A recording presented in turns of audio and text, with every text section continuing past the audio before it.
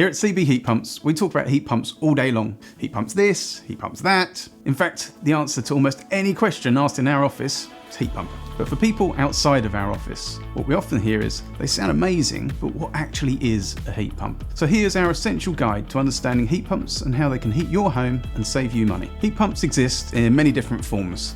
They're already everywhere and have been for over 100 years in fact. Wherever you are watching this, there's probably a heat pump less than 10 meters from you. Another term for heat pump is a refrigeration, condenser and compressor, or fridge for short. Fridges, freezers, air conditioning in your car, air conditioning in your home or office, they all work on more or less the same principle as a heat pump that you can use to heat your home. If you've ever felt the pipes on the back of your fridge when it's running, you'll have noticed they're pretty warm, whilst of course the inside the fridge is cold.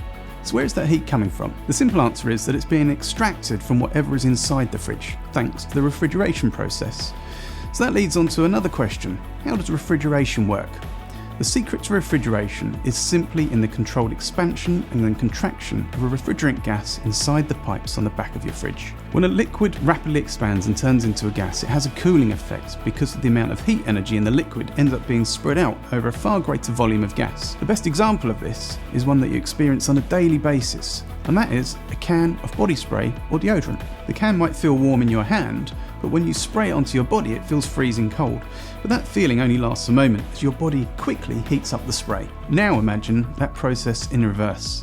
If the spray that's now warm from your body heat is compressed back into that liquid, all that heat will be concentrated in a much smaller space and would make the can feel really hot in your hand.